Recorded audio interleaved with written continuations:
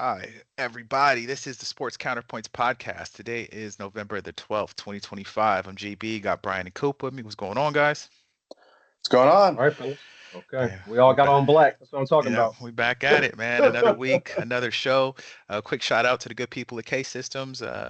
Quick had a fun day with them in town. So Lanny and Dawn and Brian and Jeremy and Michael, man, travel safely. Let's get to it. So we're talking NFL today. It's pretty much it. We're gonna try and make this a quick one. Cause yeah, we've been moving. It's been a long week. Brian's been traveling, Coop's been traveling. I'm doing the same. So let's get to it. First question though, I wanted to ask you guys, man, who is your favorite player from a rival team? I don't know if you ever thought about this, but somebody that you hated to watch. I'll give you all a couple real quick. Both. I'm gonna go football. Um, this guy's kind of obscure to some degree, but Jamal Charles, man, he used to cook us, and it was just fun to watch when you weren't getting, it was getting cooked. But I remember a game we were at Brian's. This guy had like 5 TDs, cooking us. But probably my favorite would be LT, LaDainian Tomlinson, man. I hated when we faced him, but dude was a monster, man, every single week. And I just knew, even if we're close, he's gonna do something and break the game open. So, what do you guys think? B, you Yeah, want to for go? me, it's very similar. So I'll go first, and that's because it's Barry Sanders. Oh yeah, Oh, Absolutely, but yeah. I never disliked watching Barry Sanders. Detroit Lions were also never much to worry about from a threat for yeah. the See, whole mine was team. But different. Barry Yeah, Sanders was just amazing to watch, and every time that game was coming on, I wasn't rooting for him, but I knew no matter what I thought or wanted, something great was going to happen because that was just who he was. yep. That's a good one. Uh, Cool. well, being in the Bay Area, the Raiders are a natural rival. So it's Marcus Allen. He was my favorite player.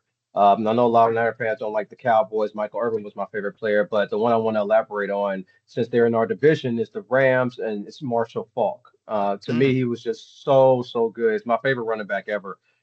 peace. I mean, rushing, receiving, he can do it all. I mean, he was the one that actually drove that greatest show on turf. I think it was what it was Mhm. called. He drove that, and he was just so good, man. And whenever he played the Niners, I mean, we were garbage back then. I just wanted him to go for his. 'Cause I knew we were going to lose anyway. So, but I would say it's Marshall Faulk of all those Yes, players. San Diego State. Word. Shout out to the Lions fans I know too. That's funny. We got to get a shout out. Word up, man. So let's get to it, man. We'll dive straight into the last week of football, starting with the Thursday night game, Raiders Broncos, 7-10. Um, I got homies that are Broncos fans. I don't want to hear nothing. Raiders are weak. We all know that. Y'all couldn't put up barely 10. Barely 10. We had no offense going. We missed kicks. We did everything to give you all that game, and you could only put up 10 points on a struggling Raiders team. Get out of here with any of this talk of greatness for these Broncos. Raiders, you already know are weak. I ain't got nothing to say. What y'all think? This game couldn't have Well, been any boring if the time went backwards. I mean, it was yeah, just dull. Um, yeah, the fact that the best performances are 44 yards from Lockett, yeah, 150 from Nix and 77 from Dobbins just tells you this game had nothing going for it in any way, shape, or form. I was watching on the road headed to your crib, so it was all right. It was backgroundish. Cool. yeah. This game was super boring, but another game beat it. But look, watching this game, I'm not going to lie. I would have put money that the Raiders were going to come back and win this game. I You was just said waiting. that, yeah. That's the reason why I was watching the game. The Broncos, they're 8-2. With a quarterback now that I've seen 3 or 4 games look atrocious for 3 quarters or more. And like you said, Glenn, Raiders only had 143 yards passing. Oh, they were weak.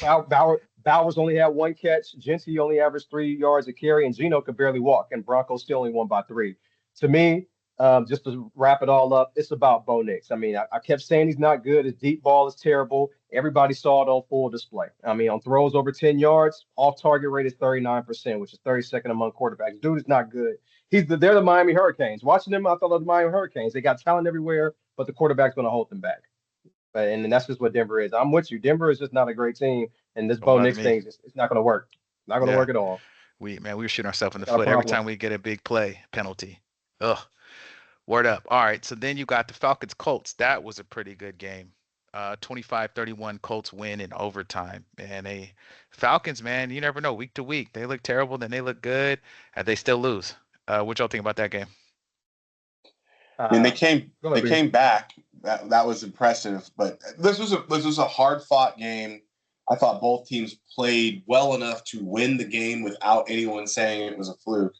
But ultimately, the better team wins. There's a reason why one's got 3 wins and one's got 8. It's because you win these types of games.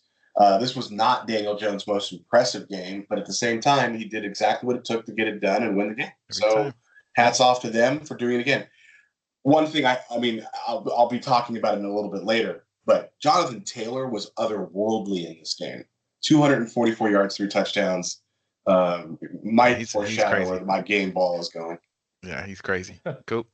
Yeah, I've been saying it. People talk about Daniel Jones. This team is about Jonathan Taylor, man. Last 2 games, Daniel Jones has lost 3 fumbles and 4 interceptions. That's 7 giveaways. Last 2 games for Daniel Jones. Taylor ran for 244 and 3 touchdowns.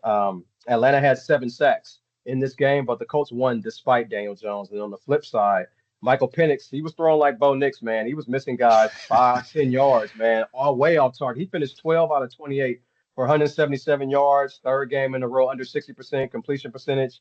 I mean, he's going to get everybody in Atlanta fired, but Atlanta still had a chance to win. They didn't, but the Colts did what they had to do. Definitely. Jets get another win, man. Beat the Browns 20-27. Like, I got to talk about this game because I initially picked Cleveland on this podcast, and then in my point spread league, I actually had to think. I'm taking Cleveland on the road as a favorite with a quarterback that's not an NFL quarterback. So I took the Jets, and I actually did what you guys or most of America didn't do. I actually watched this game, a little bit of this game. And Justin Fields had 54 yards passing the entire game. 42 of them came off a screenplay, and he had 28 yards rushing. So he didn't even have 100 yards rushing and passing, and they still beat Cleveland. That's how bad Cleveland is. That's all I need to say about this game. I don't know if you watched, Brian. I didn't watch this game, but I think you said it all. Like, yeah, this was one of the ones where I was like, do I really need to see this? The only interesting thing to me is just how long the Shedeur Sanders thing is going to go on in Cleveland. Yep. Because at this point in time, it's very obvious how much the coaching staff for the Cleveland does not believe in Shedeur. Because it's not like Dylan Gabriel separated himself or he's showing signs of promise. In this game, he had 2 touchdowns, no interceptions, 167 yards, and yet nobody was convinced that he was going to help win this game. So the only thing that's interesting to me about this team at all is when do they throw in Shedeur Sanders? And as I said before, kind of conspiratorially, they're going to do it against a team that they know Dylan would fail against, and they're going to have Shedeur fail against them instead because they can prove their point. Coach is getting fired either way. Saints Panthers 17-7. Saints win. You watched that game, B? The Saints game? No, I did not, and I don't really have much to say about it because it's the Saints and the Panthers. I'm just gonna say one thing. Look, you guys know I like Bryce Young. I think it's just over. He threw an interception today to a spot, and the man couldn't see over the line. He just threw it, expecting the receiver to be there, and the receiver wasn't there. It was kind of defender, man. I really want to. But Tyler Show's stats were pretty solid. I mean, I know it's against a bad team, but 282 and 2 touchdowns and 128 passer rating. It's not bad. Brian, I was going to go there. If you guys go on YouTube and look at his throws from this game, you'll be impressed. We made some throws in this game. I know it's Carolina, like you said, but he made some throws. And but Bryce Young, my guy, but I don't think it's going to happen. he threw it to the spot. The guy wasn't there. The guy wasn't there, man. You can see. Patriots, man, they win again. They beat the Buccaneers 28-23. Drake May, Coop, you said it, man. You were saying Drake May was that dude, man. He's making you look good. But Brian picked New England, so you start this one. I picked Tampa Bay. Look, what more can I say? I really like what New England is doing here. They're winning tough games. I know that Mayfield had more yards than May, but not by much. 3 yards? Yeah, there it is. Drake May is making a whole bunch of really outstanding plays when he needs to. And Travion Henderson at the beginning of the season looked awful. He looked like a complete bust. But now that they're getting him in space, he just cooks it down the field. He had a big game here, I think with 150-ish and 2 touchdowns. But it's more impressive to see what he's doing on the back of Drake May making passing plays and giving him space than anything else on that team right now. Look, had I known that Travion Henderson was going to get the ball, I would have picked New England because he wasn't getting the rock like that. But now he is. New England is 5-0 on the road. Look, I picked Tampa Bay because I thought coming off a bye, they would just blitz the hell out of Drake May and kind of confuse him. But that didn't happen. But what I did notice is since running back Bucky Irving has been out, Tampa Bay has not been the same team without him. So I think he's a huge part of the team that people are not talking about. It's not just Oh, Baker. definitely. I think Bucky Irving has something to do with that too. Yeah, and you need the running game. Kind of like you were mentioning with Daniel Jones. It's important. Then you have the Ravens Vikings, man. Ravens win 27-19. Oh yeah, let's talk about this. I need Brian to go first. I got a question. Okay, the answer is they suck. I don't know what more I need to tell you. What's disappointing about this game is that I actually think the Vikings are more talented in almost all positions except for one, and that's quarterback. And you just can't win when you have that much of a deficit to make up at such a key position. But they were close to a team that was a big time contender. They're healthy again.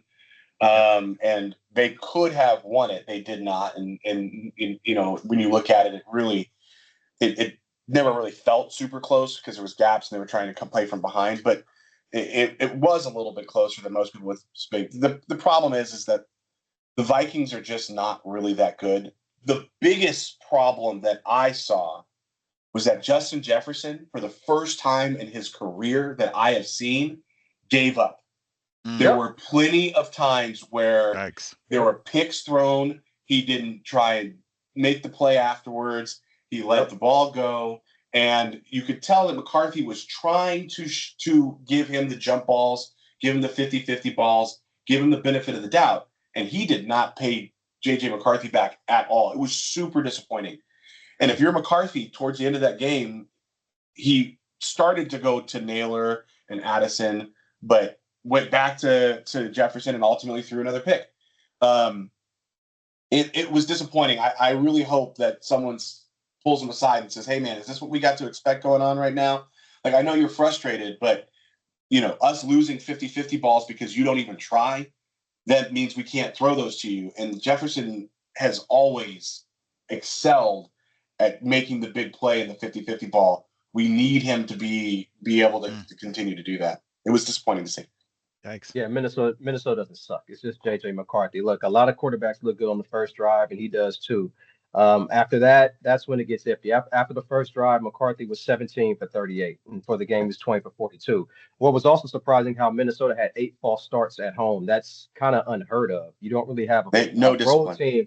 Yeah, the road team usually has false starts, not the home team. Look, in the good about the NFL, the media, fans can fool players, but players can't fool other players. They tell the truth about other players. And when he quit on that, that just let me know what I think. I'm out on Bryce Young. I think I will be out on JJ McCarthy. I don't think you can roll him out next year as your starter. I think Justin Jefferson knows you're not going to win with this guy. They have to move off of him because it's not working. It makes it worse when you see the success that Sam Darnold is having while only making $55 million guaranteed. Moving off a quarterback is not the worst thing in the world. I mean, Anthony Richardson, they got moved off to him in Indianapolis. They got Daniel Jones, Shanahan moved off to Trey Lance. Philly moved off to Kenny Pickett. I mean, Pittsburgh moved off of Kenny Pickett. So it's not the end of the world. But what I want to ask you, Brian, is because I know 2 other Vikings fans besides you. One loves KOC, the other one doesn't like him. And I'm kind of with the guy, not that doesn't like him. I think he's a good coach. Maybe a lot of credit that he should get, but I think he's a good coach. But I think in this whole thing with Darnold last year in the playoffs and with JJ McCarthy, he's avoiding criticism. And I don't understand why, because it seems like you would want to run the ball a little bit more instead of throwing with JJ too much. I don't know what you think. I know you watch all the games, pretty much every snap. So I go back and forth with KOC as well. I think he's a good coach, but I think he tries to outthink the situation. Mm-hmm. It's like, they're going to think that we're going to go to the right, so we're going to go to the left. But no, but they're really going to understand that we were thinking right, then going left, so we're going to go back to the right. Like, he just puts himself in a loop. I think that's what they did with the quarterback situation. He believes in himself so much, to such an extent, that he believes that he can make J.J. McCarthy or any other quarterback outstanding. I think he drank a little bit of his own Kool-Aid, seeing Darnold having another outstanding year. and Daniel Jones having an outstanding year, knowing that both of them were in the quarterback room last year. And I think that he kind of overthinks the situation. That does not mean he can't be a great coach. He's, in his first coaching job, he's very, very tactically intelligent. But sometimes it just needs to be simple. Put your running backs in space. Stop with the sweeps. Get get Jefferson on one side, get Addison and Naylor on the other. Like make things simple, because that's how you can help JJ McCarthy, who is not going to get any better, but can be salvageable for a season where they're going to go 500. But I just think he kind of overthinks the situation. And GB, before we move on, Brian, to your point, to actually back up what you just said, the Vikings are the worst third and short team in the NFL. When they pass on third and short, they only get it 20% of the time, but when they run, they get it 70% of the time. But KOC keeps wanting to pass. So when you say outthink the room, that stat kind of backs it up. So yeah, absolutely. All right, I want to throw that out there for the fans, Glenn. Man, here's another interesting one: Dolphins Bills. Dolphins win 30-13. Man, they trying to win some games for you, Coop. Man, I'm madder than a Baptist in the brothel, man. I couldn't believe that. I said that to Glenn when that happened. I said, "Oh, this was definitely one that Glenn had in the loss column for Miami." That Coop did, God. Definitely.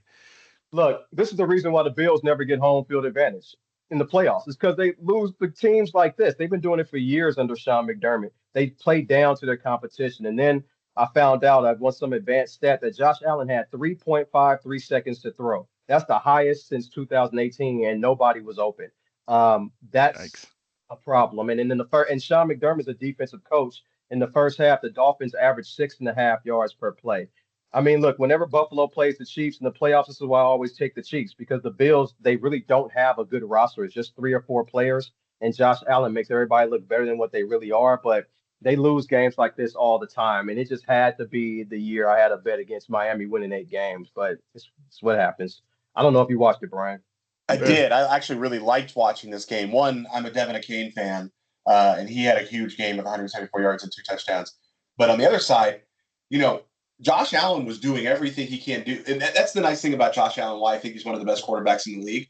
He threw for 306 yards and 2 touchdowns and threw to everybody on the damn team. He threw to, what is this list? About 10, 11 players in that game. None of them got more than 50-something yards. So he was just peppering it all over the place. They don't have a superstar at wide receiver. They don't have somebody they can rely on. They don't have anybody that you can say is a Cooper Kupp where you're going to go to, or when you need a first down. They don't have anybody who's a deep threat that's consistent, that really scares the defense. And yet he's still doing 306 yards. So if they need to get some help for him, you were saying they don't have a lot of talent. James Cook has some of these amazing games, and he has a game like this, completely pedestrian for 53 yards. They're not going to win a Super Bowl like this. And I really like this team, and I always have. I really like Josh Allen, but there's just not enough here. Right. Yep.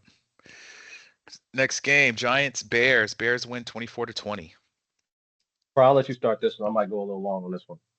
Watch it. Well, I'll get real to it. I'm starting to believe that maybe Caleb can be decent in Chicago. I've always said that he could be a decent quarterback, but he's going to have to go the Darnold route and get the hell up out of Chicago. You just need a system and a coach, man. Well, yeah, they don't really got either. And so, but look, 6-3. Caleb has looked decent. That being said, Jackson Dart still outperformed him, and now his season is going to be on the law is in doubt. He's not supposed to play this week. That's a whole different conversation with Jameis Winston being elevated into the 2 spot and likely starter for this week, and Russell Wilson all but having his career ended. Yeah. I watched almost every snap of this game because I had the Bears -3 for a substantial amount of money. So I was really heavily invested. So I took 4 notes from this game. Number 1, Chicago's defense is not good. It's just not good. Number 2, Caleb Williams has a strong arm. I didn't even know he had a strong arm until this game. He had the best throw of the day in the NFL, but it was an incompletion. It was I don't know if you guys watched, but in the first half you couldn't kick field goals because it was so windy and rainy. So they were just going for it on 4th down. Well, there was one play where Caleb Williams rolled out to the right, threw a laser 30, 35 yards into the side of the end zone, and DJ Moore could not catch it and keep his feet in bounds. But he threw a laser in that wind and that rain. I didn't know he had an arm like that. So I mean, damn, he'll work in Chicago if he can figure out to make completions. But that was a good damn throw. Also notice in this game number 3 that Caleb doesn't really get hurt and doesn't generally throw interceptions, but Jackson Dart does. Jackson Dart has some talent, just doesn't have any brains. He puts himself in the way he puts himself in position while he's running. It's unbelievable. It's like almost every game I watch, he's always in the blue tent because he runs so much and gets popped. He had his 3rd concussion of the season this game, and I just couldn't have him as my quarterback. I just couldn't. He did a quarterback power and he fumbled. He got lit up and fumbled the ball, and that's when he ended up in the blue tent. And then lastly, look, Brian Dable could have been fired after that Broncos game, but people perceive the Broncos to be a good team, so he wasn't. He definitely should have been fired after this game. There was a point in this game, I don't know if you guys watched. Russell Wilson was in the game. The Giants kicked a field goal. The Bears had 12 men on the field, so it was a penalty. If Dable would have accepted the penalty, the field goal would not have counted, and they would have got the ball at the 1-yard line on first down. So he would have had 3 tries to get a touchdown. Instead, he declined. Took the field goal, so the Giants were up 20-10 with 10 minutes left. They gave up 2 touchdowns, and they lost the game, 24-20. I mean, I don't understand why you wouldn't take the ball at the 1-yard line. If you get stopped 3 times, you can still kick a field goal from the same distance. And then I looked at Mike McDaniel's record. As you know, I've been talking trash about him. He's 31-30 as a coach. I looked at Brian Daboll's record. He's 20-40-1 as a coach, including 4 double-digit meltdown losses this year. I mean, he was up double digits and lost those games. So this guy definitely should have been fired. I hear people talking about he got screwed or whatever. Dude sucks. He doesn't get along with people. Coaches don't like him. Sean McDermott didn't like him. It's a defense coordinator a few years ago. Wink Martindale left, didn't like him. I mean, he just needs to go. And I'm rooting for Mike Tomlin to coach this team once he melts down in Pittsburgh this year. So we'll see. Ooh. He'll be a good coach for the Giants. That's what they need. Ooh. Okay, cool. Hey, if that happens, interesting. Just fun to think about. Next game, Jaguars Texans. Texans win 36-29. Whole lot of points for about nothing. Next game, same thing. Cardinals Seahawks. Cardinals lose 22-44 to the Seahawks. Oh, when it was 35-0, I checked out. I was gonna turn on the game but I saw the score 35-0, so I didn't see not one highlight. Boy, I don't even know what happened this game. Pass was a TD. It was just like there was no. They were playing by themselves. The Seahawks were. Didn't know. Yeah, it was. Yeah, tough. no, I actually liked watching this game just because Seattle was doing some pretty nice things, but this game was over very, very early. So by halftime, I don't think anyone was watching this game. Not even the players. Another one. Lions Commanders, same score, 44-22. Lions win. Yeah, I predicted the blowout for this game. Yeah. This was easy to predict. I think we both expected a blowout here because they lost a crazy game to the Vikings last week, and so it was one of those situations where you just knew they were going to come back and stomp on somebody. And it could have been any number of a team, but the unlucky team just happened to be the Commanders. Yeah, you got Detroit, who has a fast offense. You got Washington has a slow defense with Mariota starting. Knew it was going to be a blowout, and that's what happened. Another blowout. Rams beat the 49ers 42-26. Hey, Rams are really good. Hey, I said our defense. We got all backups out there. We don't have talent on defense. All the talent is on the IR. Yeah. But starting with the Rams, look, Matt Stafford, I didn't know this. He's now 115, 1 as a starter. I did not know that. I guess that helps your Hall of Fame case when you have a record that's 500 or above. But since week 4, Matt Stafford, since week 4, 20 touchdowns, 0 interceptions. On the 49ers side, I don't want to hear the offense is better with Mac Jones. When the 49ers play the Rams, when the 49ers play the Rams, it's all about scheme. Shanahan has a good scheme against McVay. He's beaten McVay with Jimmy G, Nick Mullins, C.J. Beathard, Brock Purdy, and Mac Jones. The 49ers just don't have talent on defense. And if they had talent, the 49ers could have probably won this game. But you got too many people out there as backups. And then the guy who was backing up Fred Warner, he got hurt in this game. So, it's bad. And for all you people wondering when Brock Purdy is going to play, I'm going to tell you right now, the guy can't finish practices. That's why he does not dress on game day. He's not good. Just let Mac Jones ride it out the rest of the season because part of Brock Purdy's game is moving around. He can't do that right now on that toe. So just let Mac Jones ride it out and just see what happens from here. But this was expected. to have him waving a towel around. No, an awful lot of money is Brandon Ayuk. That's an awful lot of money because he ain't playing either this year. But go ahead. What you say about the game? Yeah. No. So, anyways, I'll be one of those people who says that the offense is better with Mac Jones. I've said it every single week.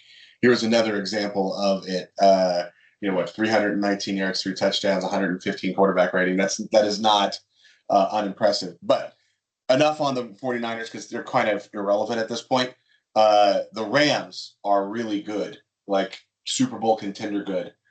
When they play at the level that they're playing right now, and Stafford is as dialed in as he is right now, it's hard to see a team with Devontae Adams and Puka Nacua trading games where one of them's 1A and one of them's 1B. They're going to be a real tough out. This weekend, we'll find out if the one team that can beat them might be Seattle.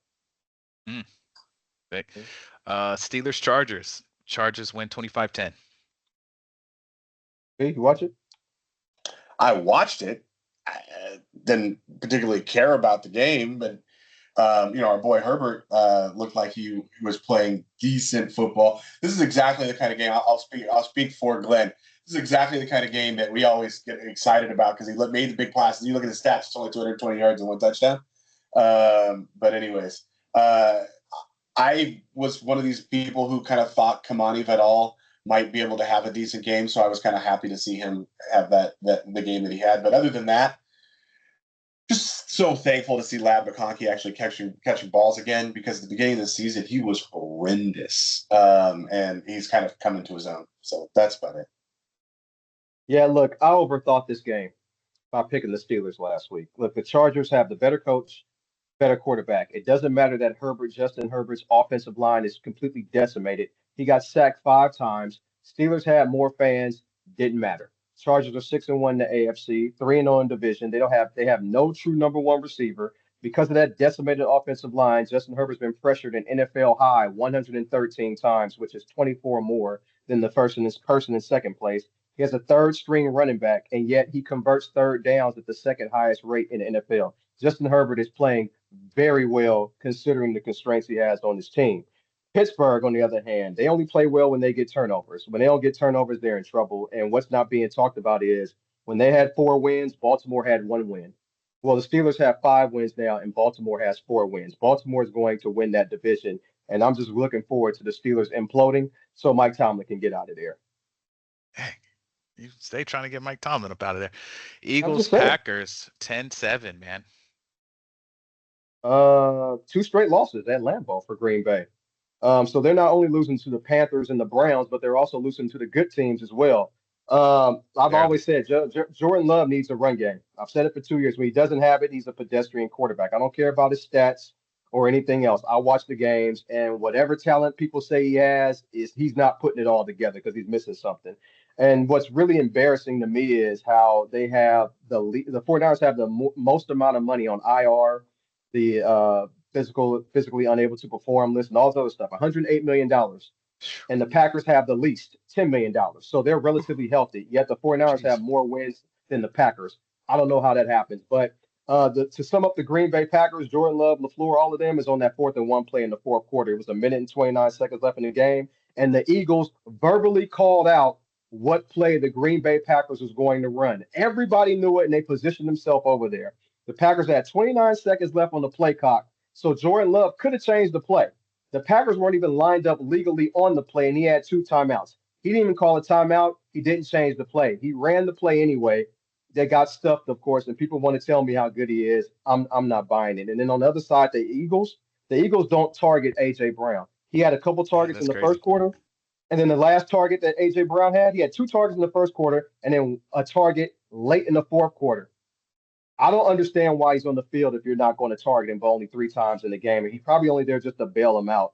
And then I said, I said a couple weeks ago, or maybe last week, whenever you give up 2 first-round picks for a non-quarterback, it usually never works out because the team that player went to, Michael Parsons, the quarterback ain't that good, and it never works out. And that's what Green Bay is experiencing right now. Brian, did you watch this game? Yeah, I don't know that the problem with Green Bay is Michael Parsons. It has to do with, in my opinion, no, there's nobody to throw the ball to. And Christian Watson is perennially injured. Jatavian Wicks is who. After that, it's Josh Jacobs, Bo Melton, Luke Musgrave, Romeo Dubs. Like none of these guys. It's a similar problem to what's going on in Buffalo a little bit. I'm not kind of surprised by this. What I was surprised is that this game was as boring as it was. So I had it on. I watched the entire game. This game was not interesting at all. At no point in time you're like, oh, I have to tune in and pay more attention. I was giving my kids spelling tests, and it was more interesting than watching the dang football game. Yeah, and YouTube this didn't was the have most the boring game. game of the week. Yeah, YouTube TV didn't have the game, so my mom was trying to find it on ESPN. I was like, you don't need to try and look for it. You're not missing a thing. AJ Brown, Bills need to try and get him, or the Packers apparently. He's not he's not over there in Philly. All right, so this week's games, right? Starting tomorrow on Thursday Night Football, you got the New York Jets versus the New England Patriots. The Patriots are minus 13.5. Yeah, they're going to win by all of that. I'm going to take New England, but I'm going to take the Jets on the spread. I'll take the Patriots and to cover the spread.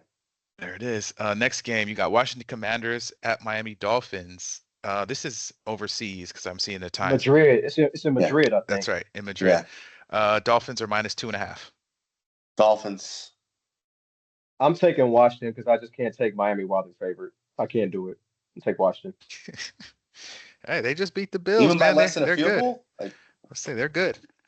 Same reason I couldn't take Cleveland as a favorite. I just can't do it. You might be good. You said 8 games. So you also don't want to take them because it would be an antithetical for you to. But you need them to lose a game they should win. Now that they've won a game they should have lost. They've only won 3. But I owe people honesty, and I just can't take them as a favorite. I just can't. Yeah, they've only won 3 games. I hear you, Brian. Yeah, but they got the Commanders, Saints, Jets, and Steelers the next 4 weeks. It could be real. Jason may be sweating a little bit in a few weeks. Right. Put 7. That's 14 with 3 games left. We'll see. Right. Cincinnati Bengals at Pittsburgh Steelers. Steelers are minus 5.5. This is tough, Brian. What you got? Because the Thursday night game, Cincinnati won. Yeah, look, I think the Bengals are trying to find a way to eke out one more win because they're bringing back Burrow in a week or two. This is one of those games where I think they can. I will take the Bengals on the spread. I think the Pittsburgh wins it close. Yeah, I don't like to be a prisoner of the moment to Thursday night games. Those are weird. But me taking Cincinnati means I got to think Flacco is going to keep up with Aaron Rodgers, which I think he might. But I'm going to take Pittsburgh. I think Flacco's better than Rodgers. They did last time, yeah. Yeah. I'm going to take Pittsburgh to win. But if I had to bet this game, I would take the over because both their defenses suck. There. Los Angeles Chargers at Jacksonville Jaguars. Chargers are minus 2.5. Chargers. Jacksonville. Chargers are too beat up on offensive line. Jacksonville's defense is too good. I'll take that. Give me the Chargers. They keep on finding ways to win, and there's nothing about Jacksonville that really scares anybody. I'm with Coop. Surprise. I know. Shocking. Surprise. Tampa Bay Buccaneers at Buffalo Bills. The Bills are minus 5.5. I'm going to go Bucks. I just don't have any confidence in the Bills right now, and they're trending the wrong direction, and they're not really showing any signs of life. And it was stark to me to see Josh Allen do everything that he did, throwing it to so many different people, and nobody could do anything once they got the ball. I got Tampa on the spread. I got Buffalo winning the game because it's in Buffalo. Okay. Chicago Bears at Minnesota Vikings, B. Vikes are minus 3.5. This is going to be a good one. Who you got? Yeah, it's very interesting when a 6-3 team goes into Minnesota and they get an extra half point, right? Because you get 3 for being at home, kind of theoretically. I'm going to take the Vikings, but this is a very weird spread, a 6-3 team and a 4-5 team. But I'm going to take Minnesota at home. Didn't Minnesota and Chicago play the first game of the year? They played the first game of the year, right? Yeah, I believe that was so. When they played up the season. And then they won. Didn't play well in the beginning, but he played well in the end. They won, right? He had a great fourth quarter. Yeah, they came back and won it. Right. That's right. Yep. Right. Look, unfortunately, I had firsthand. I've seen Chicago's defense. They made Jackson Dart look like a really serviceable NFL quarterback. I'm taking Minnesota. I think J.J. McCarthy gets right against this defense. Seriously. No, I got Minnesota. Okay. Houston Texans at Tennessee Titans. Texans are -6.5. I will never take Tennessee the rest of I the year. know. Whoever they Yeah, play, I'm taking the other team. that's fair. Wait, you just said you're going to take the Titans? No, he said he's never taken Hell, Tennessee for the rest of the year. Oh, got it. I can't. I It's a can't. big spread. It's a huge spread, but I guess I'll take the Texans as well. Yeah. Panthers at Falcons. Falcons are -3.5. Remember, Brian, Carolina beat Atlanta 30-0 earlier this year. It's probably going to be a good Yeah, game. and they have the better record. All that being said, I'm going to take the Atlanta Falcons. Yeah, me too. I think, the best player on the field is Bijan Robinson. It's hard to ignore that. Yeah. I think Carolina. Since maybe I think it was Atlanta. Atlanta hasn't won since they beat Buffalo, but Atlanta's a different team. I said at home than they are on the road. They're much better at home. I'm taking Atlanta. Reminder that they did lose 30-0 to the Panthers earlier. But, Right. On the road. Yeah. I think this game gonna be tight. Green Bay versus New York. The Packers are -7.5 in New Which York. New York? Giants. Just New York. Yeah. If I were a betting person, I would stay way the hell away from a Giants team that has a new coach, because for whatever reason, the history of these teams rallying around the guy who's stepping in is dangerous.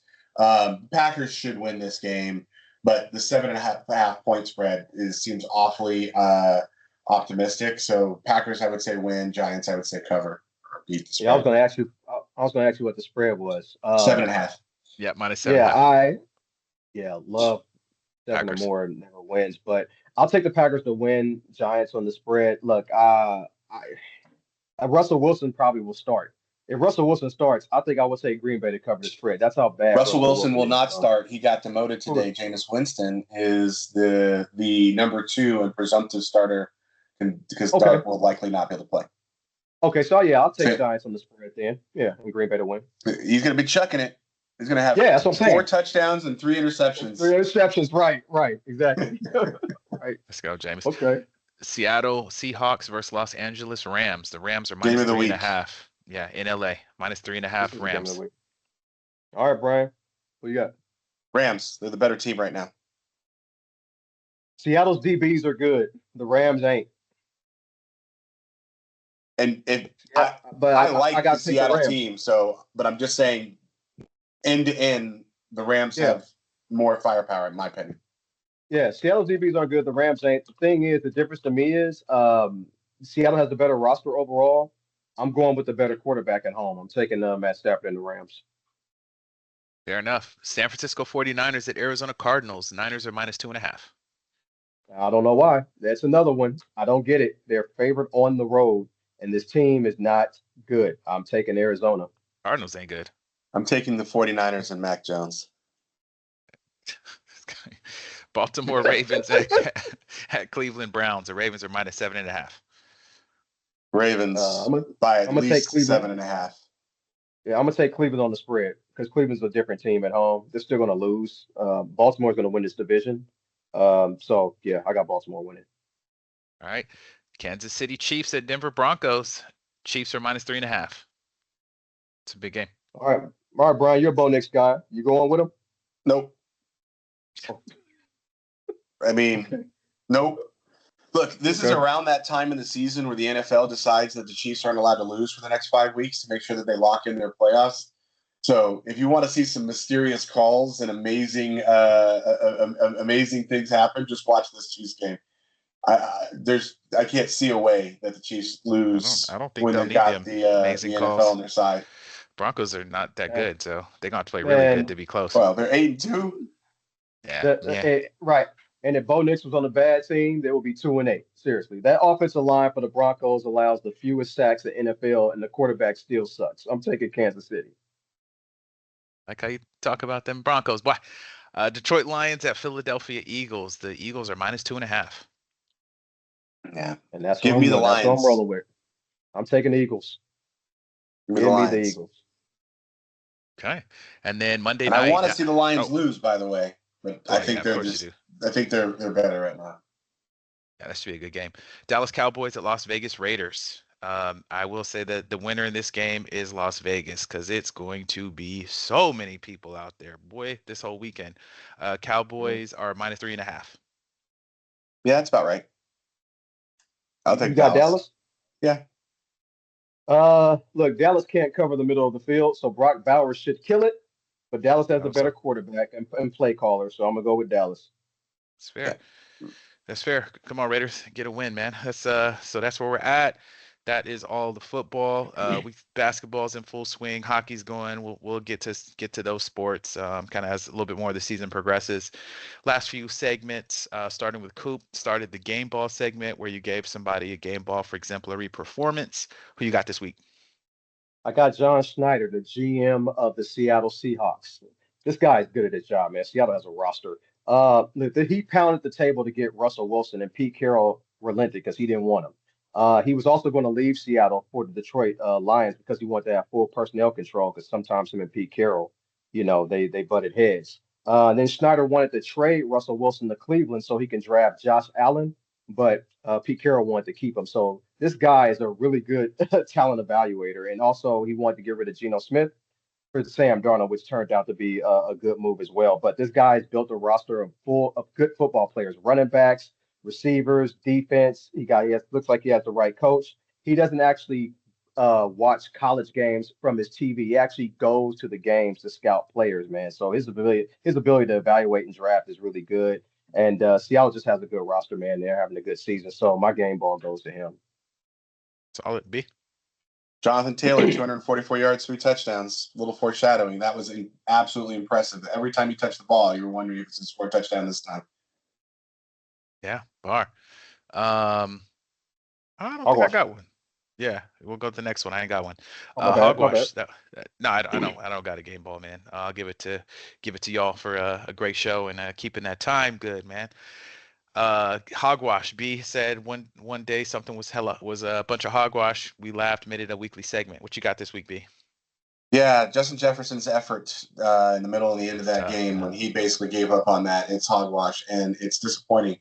It's the only crack in the veneer of somebody who has been an outstanding citizen, an outstanding player, an outstanding part of the community. There's literally been nothing bad to say about Justin Jefferson until this week. That was a bunch of hogwash. I hope that's a 1 week aberration, and this is not something he's going to do for the rest of the season because we're going to have McCarthy for the rest of the season. So get over it and move on. Yeah, cool. My hogwash is the New York Giants. They did one thing right, fired the coach, but they didn't fire the GM. Under his direction, they've had 6 first-round picks, including 4 in the top 7, 4 drafts, and 3 offseason spending sprees. And in year 5, he's talking about how he's trying to assemble a nucleus of talent. This is year 5, man. That talent should already be assembled by now. And then I also read since 2016, these are the coaches that have been hired elsewhere: Mike Vrabel, Sean McDermott, Sean Payton, D'Amico Ryan, Jim Harbaugh, Dan Campbell, Nick Sirianni, Ben Johnson, Matt LaFleur, Kevin O'Connell, Todd Bowles, Mike McDaniel, Kyle Shanahan, and Sean McVay. The reason why I mention these names is because the Giants didn't interview any one of these guys. This is why the organization stay bad. They didn't interview not one of these guys. This is why I'm Thanks. hoping that Mike Tomlin, once the Steelers continue to submarine, I hope Mike Tomlin coaches this team. Interesting. Mine is Raiders Broncos. That's enough. Um, Minute to win it. Thanks everybody for listening. Appreciate every single person who ever tunes in. Something that we do that's been a great time, a chance for me to catch up with my cousin and my brother. Well, really my 2 brothers, every week and just chop it up. So shout out to everybody who listens. Y'all have a great rest of the week, guys. Yeah, my man, Dwayne, I'm gonna go to college football. Kalen DeBoer, head coach of Alabama Crimson Tide football team. When he left Washington for Alabama, I wouldn't have done it because I wouldn't want to coach right after Nick Saban, man. But this guy is a hell of a coach. 19-3 versus the top 25, 8-1 versus the top 10. He's the only coach in the modern era to take a team with no 5-star players to the championship game, which is what he did with Washington. And he won his last 2 games against Kirby Smart in Georgia, which is impressive. His overall record's 120-17. So I don't think people talk about him as one of the Jeez. great coaches in college football, but this guy is really good. And then lastly, I want to Michael Ray Richardson, who was an NBA player back in the 80s. I grew up Yep. watching, man. He was a baller. He passed away at age 70. Yeah, during the 80s was the time I actually loved the NBA and college basketball. He, I think, was the first player to get banned for testing positive for cocaine 3 times in 3 years. He had 4 All-Star seasons with the Nets and the Knicks, but drugs derailed his career. But when he was playing, he was giving everybody the business. Isaiah Thomas, Magic, Jordan Bird, he was scoring on all of them. Led the NBA in steals 3 years. He could do it all as a point guard, man. He can blow past people, pass. He can do everything. But the main thing I remember Michael Ray Richardson for is his famous quote when he said to reporters to describe the New York Knicks when they were struggling as a team. His response to the reporter was, "The ship be sinking." And we used to use that all the time. We used to use that all the time to describe a basketball team that was struggling bad. It's like, man, what's happening? It was like the ship be sinking. And that's where we got that from, Michael Ray Richardson. So he just passed away at age 70, but I remember his playing career was very, very short due to drugs, but he was a good basketball player. Shout out. Rest in peace. B. Yeah. I'm very rarely do I talk about sports in this segment, but and this won't be any different. But I just wanted to mention how incredibly disappointed I am in the whole Democratic Party, and especially Chuck Schumer, who I think needs to be taken out, given a long walk off of a short pier.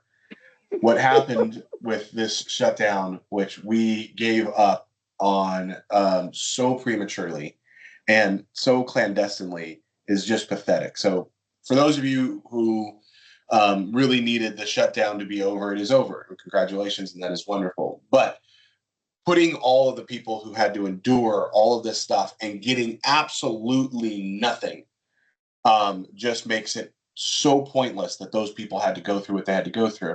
There's no guarantee that they'll even get the money that they lost for those who are working for the government, weren't getting paid. But what Chuck Schumer did, for those of you who don't follow it very closely, is he went to 6 of his fellow Democrats who are either retiring, not seeking election, or don't have to have an election for the next 4 years, and went to them and said, "I want you to acquiesce and go to the other side."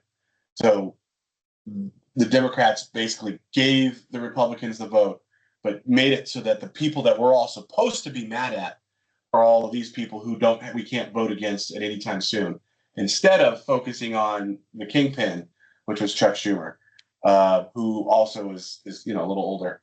It was pathetic. It was the worst kind of politics.